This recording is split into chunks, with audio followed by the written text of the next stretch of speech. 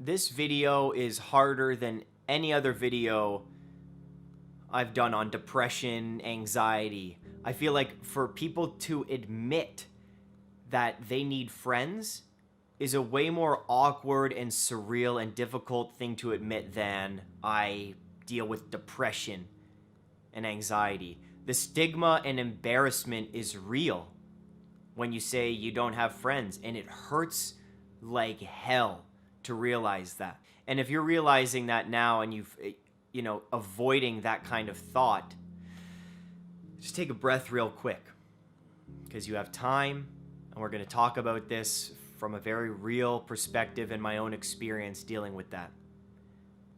Because there is a reason why you might not have friends, or why you want more and don't have as many as you'd like, or you have friends, but they're what I like to call fringe friends. They're not really on the green with you. They're kind of those who come to the bachelor party, but not the wedding. It took me a long time to realize how important people were. Okay? When I was diagnosed with depression, years and years ago, I did everything, right? I did the omega-3s, St. John's wort, tried that, B12 vitamins, exercise regime, CBT sheets, everything you could think of, I was on it. I thought of the biological factors. I thought of my mind. I thought of the psychological factors, right? Doing the CBT, changing my thought process. I didn't think of the social factors, my friends. I didn't. I didn't think that people and my relationships could really affect depression, something that was so in my head and in my body. I thought, how could having someone else, not even to talk to about mental health, but how could having someone by my side to hang out with, to share experiences with, how could that help? But it does, and it did. To this day, having friends is something that has helped me so much, and I did a video about that before, but I really want to talk about maybe you. Because I did a poll on our community tab on YouTube about, I asked the question, do you have at least one really good friend? And a good amount of people said no, they don't have any. And it hurts. That hurts me. That hurts me to know that there are people out there that need friends, that deserve friends, and they don't have anyone.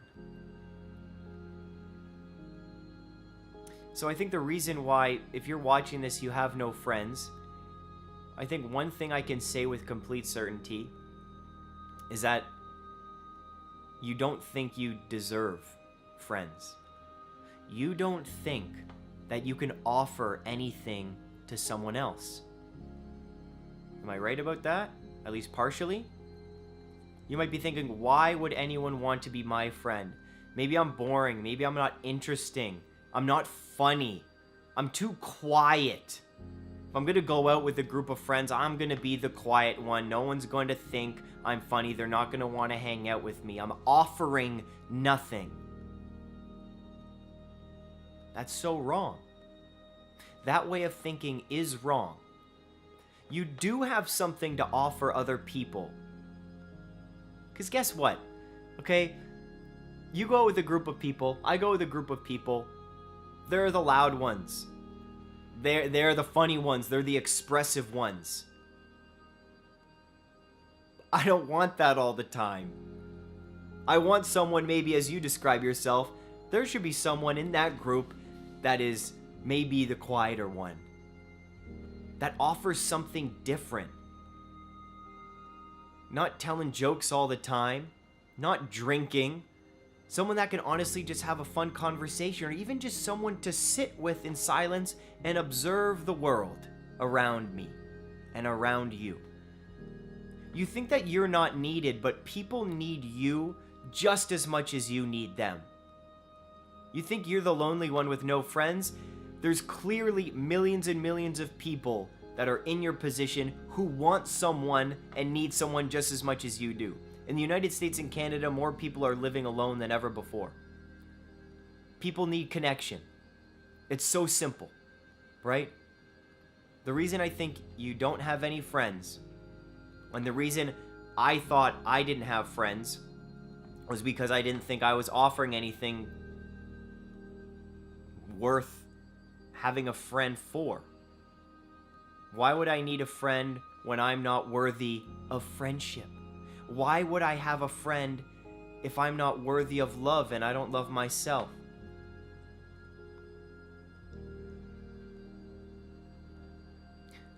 A simple message to you would just be to tell you that you are worthy of love, you are worthy of friendship, and you can offer something that no one else can offer. I'm going to do another video after, seeing if you all who are watching think like I do. Because I'm not only the jokey, expressive one and the one with the dirty jokes and everything. I'm also the one who sits quietly and watches the world go by and questions the universe. I want to know if you have that kind of mind too. And if you do, well, every group of people needs you.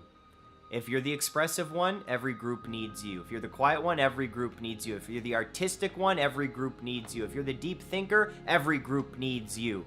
If you're the shy one, every group needs you. If you're the dirty one, every group needs you. If you're the musician, every group needs you. If you're the one who loves food and eating, every group needs you. People need you just as much as you need them. Now, the second reason why you might not have any friends, and this goes to me too, and this is a very difficult and awkward conversation to have, and this is by no means judging anyone with no friends, because I understand and I've been there.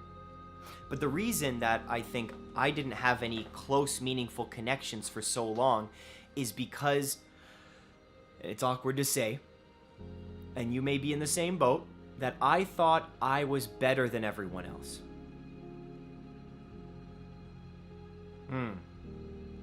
So I thought people weren't deserving of my connection.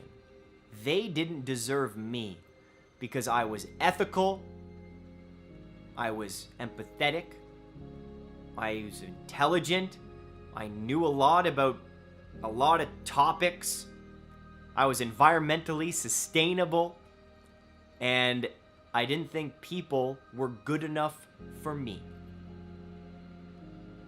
What happens is, when you go through depression, well, you realize that judgment is a necessary part of life, but it serves no purpose when trying to connect with people. And when you put the judgment aside, and you really think of, okay, I'm really no better than anyone else, and we all bear our own cross, and we all are going through things, and we all have very difficult pasts and are suffering through something at any given moment. Sorry, the battery just died. When you realize people can be suffering at any given moment, and we don't know what people are going through, well, that adds some... It really made me very humble to the fact that in most ways, I am no better than anyone else. And believe it or not, even though we see the news and we see people doing terrible things and seeing polarized cultures, right and left, up and down, a lot of the time we're doing the best we can with what we know. So there's two reasons why you might not have any friends. One is you don't think you deserve love, and two might mean you don't think other people deserve your awesomeness. And both are wrong. Both are wrong. The reason you may not have friends are for those two. Now, how do you actually gain friends? This is hard, especially as you get older. Like, I'm 30 now, and I was at this conference speaking about loneliness and depression and social media. And it was like how, as you get older, maybe you're graduated through school, right? It's easy to make friends in school, easier.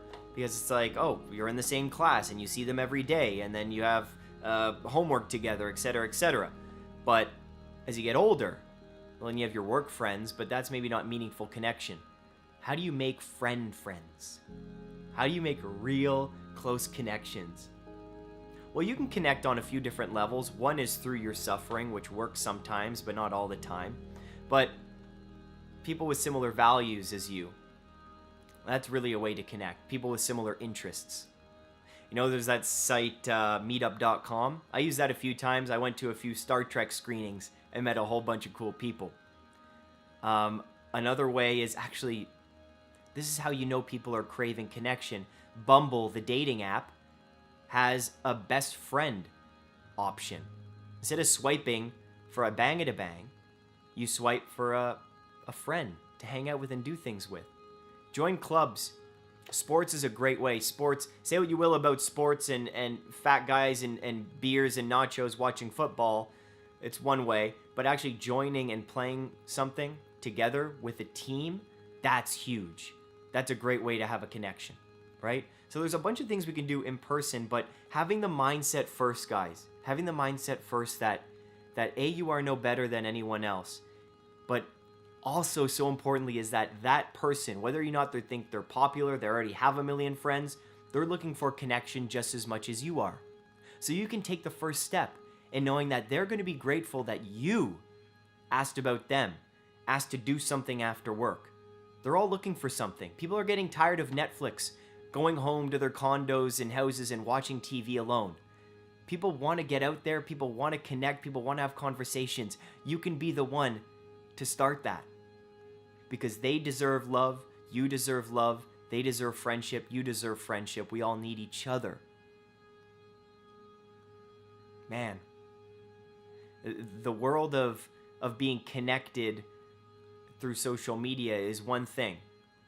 And it's done wonders. But it's also about understanding real life connection too. Both can work wonders. Now a quick plug, no pressure at all, but in the description, you can join our online community if you're looking for a friend.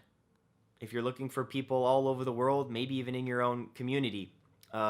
We have a bunch of people online on our online community through Patreon, and we talk about music. We have mental health resources. We just have an open chat room, sharing pictures, sharing art, sharing what's going on in our lives. And I've actually met a few of these people in real life, which is the coolest part. We met online through our online community, and then they came to Toronto, and I hung out with them. We went to video game bars. Hi, Corinne. Scott came over, and oh my gosh, we had a good time. And hopefully I see him again soon, same as Corinne.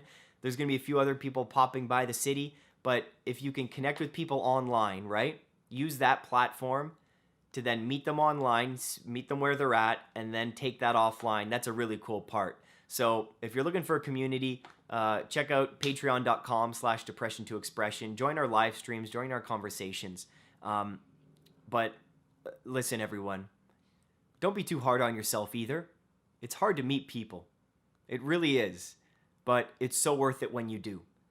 Especially knowing that they're getting a lot out of knowing you because you have something different to offer. Stay strong, keep being you, and don't forget to express yourself.